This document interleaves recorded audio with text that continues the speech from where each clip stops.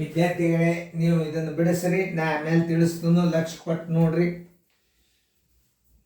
ವೇಗ ಎಷ್ಟಿರಬೇಕು, ವೇಗ ಎಷ್ಟು ಹೆಚ್ಚಿಸಬೇಕು ಅನ್ನೋದೆಲ್ಲ ಅರ್ಥ ಮಾಡ್ಕೊಂಡು ಗಣಿತ ಮಾಡ್ರಿ. ಟೈಮ್ ಕೊಟ್ಟದ. ಸಮಯ, ವೇಗ, ಕಾಲ, ದೂರ ಅಭ್ಯಾಸ ಚಾಪ್ಟರ್ದೊಳಗೆ ಈ ಗಣಿತಗಳು ನಿಮಗೆ ಸಾಕಷ್ಟು ಸಿಗ್ತಾವ. ಅದನ್ನು ರಿವಿಷನ್ ಮಾಡಿದರೆ ಈ ಗಣಿತನ ಈಸಿಯಾಗಿ ಮಾಡ್ತೀರಿ. ಅದಕ್ಕೆ ನಿಮಗೆ ಹೇಳೋದು, NCB ವೇಗ, ಕಾಲ, ದೂರ ಅವೆಲ್ಲ ಸೆಕೆಂಡಿನ ವೇಗ, ಗಂಟೆಯ ವೇಗ ಎಲ್ಲ ಗಣಿತಗಳನ್ನು ಹಾಕೀನಿ. ಅದನ್ನು ನೀವು ಅಭ್ಯಾಸ ಮಾಡಿದ್ರೆ ಮಾತ್ರ ಈ ಗಣಿತ ಬರ್ತದೆ. ನಾ ತಿಳಿಸ್ತೀನಿ, ಲಕ್ಷ ಕೊಟ್ಟು ನೋಡ್ರಿ, ವಿಡಿಯೋ ಆನ್ ಮಾಡಿರಿ. ನೋಡ್ರಿ, ಎಲ್ಲರೂ ನೋಡ್ರಿ. ಒಂದು ಜೀಪು 4 ಗಂಟೆಗಳಲ್ಲಿ 180 ಕಿಲೋಮೀಟರ್ ದೂರ ಕ್ರಮಿಸುತ್ತದೆ. 4 ಗಂಟೆದಾಗ 180 ಕಿಲೋಮೀಟರ್ ಹೋಗ್ತದೆ. ಇದೇ ದೂರವನ್ನು 3 ಗಂಟೆಯಲ್ಲಿ ಕ್ರಮಿಸಲು ಜೀಪಿನ ವೇಗವನ್ನು ಎಷ್ಟು ಹೆಚ್ಚಿಸಬೇಕು ಅಂತದ್ದು. ಈಗ ಸದ್ಯ ಇದು ನಾವು ಕಡಿಮೆ ಅಂದ್ರೆ 1 ತಾಸು ಮುಂಚಿತ ತಲುಪಬೇಕು. ಅಂದ್ರೆ 4 ಗಂಟೆದಾಗ ಅಂದ್ರೆ ಸ್ಲೋ ಹೋಗ್ತದೆ ಗಾಡಿ. 4 ಗಂಟೆಯ ವೇಗವನ್ನು ತಕ್ಕೋಬೇಕು ನೀವು ಮೊದಲು. 4 ಗಂಟೆಗೆ 180 ಕಿಲೋಮೀಟರ್ ಆದರೆ 1 ಗಂಟೆಗೆ ಎಷ್ಟು ಹೋಗ್ತದಂತ ತಕ್ಕೋಬೇಕು ಮೇಲೆ. ಆಮೇಲೆ ನಾವು ಹೋಗಬೇಕಾದದ್ದು 3 ಗಂಟೆಗೆ 180 ಕಿಲೋಮೀಟರ್ ಆದ್ರೆ 1 ಗಂಟೆಗೆ ಎಷ್ಟು? ಯಾಕಂದ್ರೆ 3 ಗಂಟೆದಾಗ ಹೋಗಿ ಮುಟ್ಟಬೇಕಾದ್ರೆ ಅದ್ರ ವೇಗ ತಕ್ಕೋಬೇಕು ನೀವು. ಒಟ್ಟು ದೂರ, ಒಟ್ಟು ಕಾಲ ತಕ್ಕೊಂಡಾಗ ಮೊದಲಿನ ವೇಗ ಕಡಿಮೆ ಆಗ್ತದೆ. ಯಾಕ? 4 ಗಂಟೆ ಅಂತಂದ್ರೆ ಅವ್ರಿಗೆ ಹೋಗಿರ್ತದೆ ಗಾಡಿ. 3 ಗಂಟೆದಾಗ ಅದರ ಸ್ಪೀಡ್ ಜಾಸ್ತಿ ಹೋಗ್ಬೇಕಾಗ್ತದ. 3 ಗಂಟೆ ವೇಗ ಏನಿರ್ತದ, ದೊಡ್ಡದಾಗ್ತದ. ದೊಡ್ಡದಂದ್ರೆ ಏನು? ಹೆಚ್ಚಿನ ವೇಗ ಸ್ಪೀಡ್ ತೋರಿಸ್ತದ. ಅದು ಎಷ್ಟು ತೋರಿಸ್ತದ? ಮೊದಲಿನ ವೇಗ ಎಷ್ಟಿತ್ತು? 3 ಗಂಟೆ ವೇಗ ಹೆಚ್ಚಿರ್ತದ, 4 ಗಂಟೆ ವೇಗ ಕಡಿಮೆ ಇರ್ತದ. 3 ಗಂಟೆ ವೇಗದಾಗ 4 ಗಂಟೆ ವೇಗನ ಕಳೆದ್ರೆ ಹೆಚ್ಚಿಸಬೇಕಾದ ವೇಗ ಬರ್ತದ. ಇವೆಲ್ಲ ಬೇಸಿಕ್ ಇದು ಗಣಿತ. ಹಿಂಗೆ ಏನಾರ ಹಿಂಗೆ ಮೂಲೆ ಕುತ್ಕೊಂಡು ಹಿಂಗೆ ಪಟ್ನ ಹಿಂಗೊಮ್ಮೆ ಮಾಡಿ ಉತ್ತರ ತೆಗೆದ್ರೆ ನಿಮಗೆ ಗಣಿತ ತಿಳಿಯೋದಲ್ಲ. ನಿಮಗೆ ಸ್ವಂತ ಮಾದರಿಗಳನ್ನು ಹಾಕೊಂಡು ಗಣಿತ ಮಾಡಬೇಕಾಗ್ತದೆ. ಯಾಕೆ? ಒಳಗೆ ಶಿಕ್ಷಕರು ಕೂತಿರ್ತಾರೆ ನಿಮ್ಮ ಮಗನಾಗ, ಅವ್ರ ಮಾದರಿ ಹಾಕ್ತಾರೆ. ಪೇರೆಂಟ್ಸ್ ಶಾಣೆ ಇರ್ತಾರೆ, ಅವ್ರ ಮಾದರಿ ಹಾಕ್ತಾರೆ. ನಮ್ಮ ಹುಡುಗ ಮಾಡ್ಯಾನಿಲ್ಲೋ ಅಂತ ಚೆಕ್ ಮಾಡ್ತಾರೆ. ಇದೆಲ್ಲ ರೀತಿಯ ಮೌಲ್ಯಮಾಪನ ಇದು. ಮನೆ ಒಳಗೆ ನಿಮ್ಮ ಹುಡುಗರು ಎಷ್ಟು ತಯಾರಾಗಿ ಅವ್ನು ನೋಡ್ಕೊಳ್ಳಿಕ್ಕೆ ಅಭ್ಯಾಸ ಹೆಲ್ಪ್ ಆಗ್ತದ. ಮನೆ ಒಳಗೆ 1 ತಾಸು ನಿಮ್ಮ ಮಕ್ಕಳಿಗೆ ನೀವು ನವೋದಯನ ಹೇಳಿ ಮತ್ತೆ ನೀವು ಕೋಚಿಂಗ್ ಕ್ಲಾಸ್ ಕಳಿಸ್ರಿ. ಕೋಚಿಂಗ್ ಕ್ಲಾಸ್ ಕಳಿಸ್ಲಿಲ್ಲ ಅಂದ್ರೆ ನಡೆಯಂಗಿಲ್ಲ. ಯಾಕಂದ್ರೆ ವಿದ್ಯಾರ್ಥಿಗಳು ಶಿಕ್ಷಕರಿಗೆ ಗೌರವ ಕೊಟ್ಟು ಕಲಿತಾವ. ಇದನ್ನ ಮನೆ ಒಳಗೆ ಹೋಮ್ವರ್ಕ್ ಮಾಡಿಸ್ರಿ. ಎಲ್ಲ ರೀತಿಯ ಸರ್ವತೋಮುಖ ಒತ್ತಡದಿಂದ ವಿದ್ಯಾರ್ಥಿಗಳು ತಯಾರಾಗಬೇಕು. ಭಯ, ಹೊಡೆತ ಇದರಿಂದ ಮಕ್ಕಳಿಗೆ ಇಂಥ ದೊಡ್ಡ ಗಣಿತಗಳು ಅಷ್ಟು ತಲೆಯೊಳಗೆ ಹೋಗೋದಿಲ್ಲ. ಒಟ್ಟ ನಯ ವಿನಯದಿಂದ ಪ್ರೀತಿಯಿಂದ ಮಾಡಲಿಲ್ಲ ಅಂದ್ರೆ ನಾಳೆ ನೋಡಪ್ಪ ಒತ್ತಡ ಮಾಡಿ ಗಣಿತನ ಹಾಕಂಗಿಲ್ಲ ನಾನು. ನೋಡ್ರಿ, ಒಂದು ಜೀಪು 4 ಗಂಟೆಗಳಲ್ಲಿ 180 ಕಿಲೋಮೀಟರ್ ದೂರವನ್ನು ಕ್ರಮಿಸೋದು. 4 ಗಂಟೆಯ ಸರಾಸರಿ ವೇಗ ತಕ್ಕೋಬೇಕು. 4 ಗಂಟೆಗಳಲ್ಲಿ 4 ಗಂಟೆಗೆ ಬರೋಬ್ಬರಿ 180 ಕಿಮಿ. ಸರಾಸರಿ ವೇಗ ಅಂದ್ರೆ ಎಷ್ಟು ಹಚ್ಬೇಕು? 1 ಗಂಟೆಗೆ ಬರೋಬ್ಬರಿ ಎಷ್ಟು?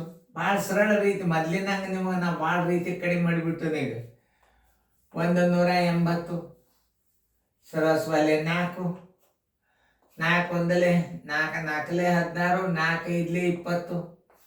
ಎಷ್ಟಾಯ್ತು? ಗಂಟೆ ವೇಗ 45 ಕಿಮಿ ಆಯ್ತು. ಹೆಂಗೆ ಬರಿಬೇಕು ಅದನ್ನ? 45 ಕಿಮಿ ಪರ್ ಗಂಟೆಗೆ ಬಂತೀಗ ವೇಗ. ನೋಡ್ರಿ ಹೆಂಗೆ ತಿಳ್ಕೊಬೇಕು. ಇನ್ನು ಎರಡನೇ ವೇಗ ತಕ್ಕೋರಿ. ಎಷ್ಟು? 1 ತಾಸು ಮುಂಚಿತ ಹೋಗ್ಬೇಕಾಗ್ಯದ ಅಂದ್ರೆ 3 ಗಂಟೆ. ಅದನ್ನು ಸಾಮಾನ್ಯ ವೇಗ ತಕ್ಕೋರಿ. 3 ಗಂಟೆಗೆ ಬರೋಬ್ಬರಿ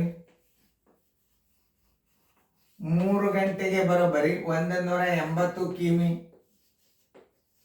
1 ಗಂಟೆಗೆ ಬರೋಬ್ಬರಿ ಸರಾಸರಿ ವೇಗ 1 ಗಂಟೆ ಹಚ್ಕೋಬೇಕು. ನೆನ್ಪಿಟ್ಕೋರಿ, ಸರಾಸರಿ ವೇಗ ಅಂತಾರೆ.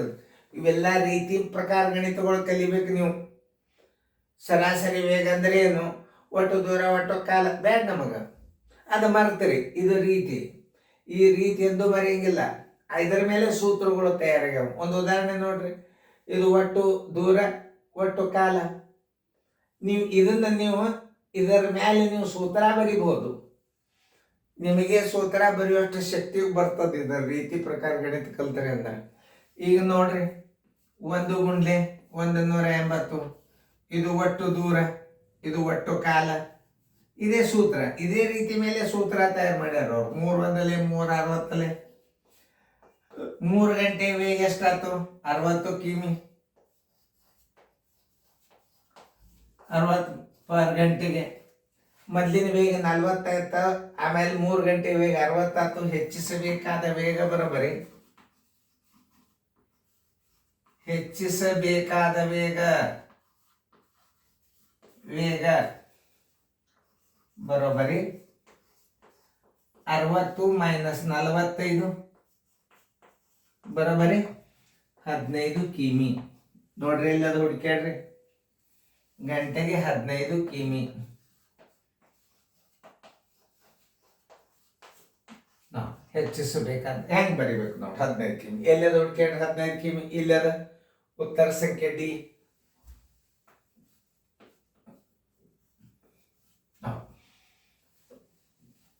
ತಿಳಿದಲ್ಲ? ಒಂದು ಜೀಪು 4 ಗಂಟೆಗಳಲ್ಲಿ. ಆಮೇಲೆ ಇದನ್ನ ನವೋದಯದಾಗ ಹೆಂಗ್ ಮಾಡ್ಬೇಕು? ಒಟ್ಟು ಕಾಲ, ಒಟ್ಟು ದೂರ.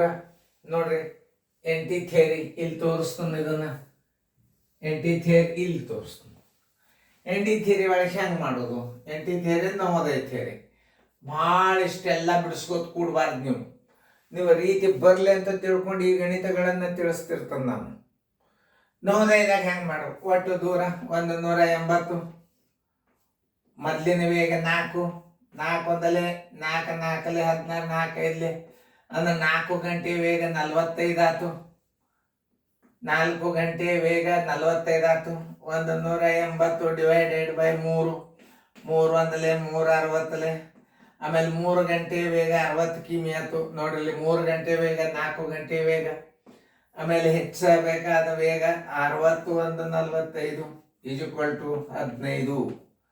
ನೋಡಿ ಇಷ್ಟೇ ನೀವು ಮಾಡಬೇಕಾದದ್ದು ನವೋದಯ ಪರೀಕ್ಷೆದಾಗ.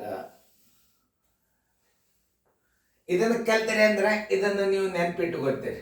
ಇದು ಬಹಳ ಇಂಪಾರ್ಟೆಂಟ್. ಇದನ್ನು ಕಲ್ತರೆ ಅಂದ್ರೆ ಇದನ್ನ ನೆನ್ಪಿಟ್ಕೋತೀರಿ. ಇದನ್ನು ಕಲ್ತರೆ ಅಂದ್ರೆ ನೀವೇ ಸೂತ್ರ ಬರೀತೀರಿ. ಒಟ್ಟು ದೂರ, ಒಟ್ಟು ಕಾಲ, ಇದರ ಮೇಲೆ ಸೂತ್ರ ತೆಗೆದ ನಿಮ್ಗೆ ಒಟ್ಟು ದೂರ ಮತ್ತು ಒಟ್ಟು ಸಮಯ ನಿಮಗೆ ನೆನಪು ಹೋತಂದ್ರೆ ಇದು ನೆನಪು ಹೋಗುದಿಲ್ಲ. ಇದು ನೆನ್ಪಿಟ್ಕೋರಿ ನೀವು ಗಣಿತಗಳು.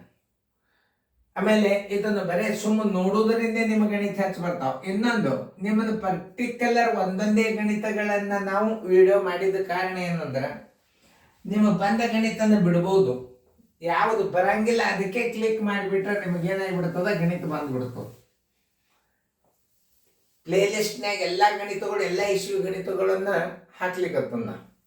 ನ್ಯಾಚುರಲ್ ಕೋಚಿಂಗ್ ಕ್ಲಾಸ್ ಇದನ್ನ ಮತ್ತೆ ಓಪನ್ ಮಾಡಿಬಿಡ್ರಿ. ಮತ್ತೆ ಪ್ರಶ್ನೆ ಬಂದು ನಿಂದಿರ್ತದ, ನೀವೇ ಸ್ವಂತ ಬಿಡಿಸ್ಬೋದು. ಚೆನ್ನಾಗಿ ಫೇರ್ದಾಗ ಬರ್ಕೋರಿ. ತಿಳಿದದಲ್ಲ? 4 ಗಂಟೆಗೆ 180 ಕಿಮಿ ಹೋಗ್ತದ. 1 ಗಂಟೆಗೆ ಎಷ್ಟು? ಸರಾಸರಿ ವೇಗ ಅಂದ್ರೆ ಏನ್ ತಿಳ್ಕೊಬೇಕು? 1 ಗಂಟೆ ವೇಗ ಕಂಡು ಹಿಡ್ರಿ ಅಂದ್ರೆ ನೀವು 1 ಗಂಟೆ ಅಂತ ತಿಳ್ಕೊಂಡು ಬಿಡ್ಬೇಕು. ಅದು ಬಹಳ ಇಂಪಾರ್ಟೆಂಟ್. 3 ಗಂಟೆಗೆ ಬರೋಬ್ಬರಿ 180 ಕಿಮಿ ವೇಗ ಬರೋಬ್ಬರಿ ಅಂದ್ರೆ 1 ಗಂಟೆಗೆ. ವೇಗ ಯಾವಾಗಲಾದ್ರೂ 1ಕ್ಕೆ ಇರ್ತದೆ. 1 ಗಂಟೆಗೆ ವೇಗ ಅಂದ್ರೆ 1 ಗಂಟೆಗೆ ಇರ್ತದೆ. 60 ಬಂತು, ಮೊದ್ಲಿನ 45 ಆಯ್ತು, ಆಮೇಲೆ 60 ಬಂತು, 15 ಕಿಲೋಮೀಟರ್ ಹೆಚ್ಚಿಸ್ಬೇಕಾತ್ ನೀವು. ಸಮಯ ಕಡಿಮೆ ಆದ್ರೆ ವೇಗ ಜಾಸ್ತಿ ಆಗ್ತದೆ, ಸಮಯ ಭಾಳ ಇದ್ದರೆ ವೇಗ ಕಡಿಮೆ ಇರ್ತದೆ. ಇದನ್ನ ನೆನ್ಪಿಟ್ಕೋಬೇಕು ನೀವು. ಚೆನ್ನಾಗಿ ಬಿಡಿಸ್ರಿ ನೀವು. ಎಲ್ಲಾರು ನೋಡಿ ಮನೆಯೊಳಗೆ ಎಲ್ಲರೂ ಮನೆಯಾಗೆ ಗಣಿತಗಳನ್ನ ತಯಾರು ಮಾಡ್ತಾರೆ. ರಿಸ್ನಿಂಗ್ ಅದು ಭಾಳ ಮಂದಿ ಮಾಡ್ಲಿಕ್ಕೆ ಅವತ್ತೊಂದು ನೋಡ್ಕೊಂಡು ನಾನು ಮುಂದೆ ಮಾಡ್ತಾನ.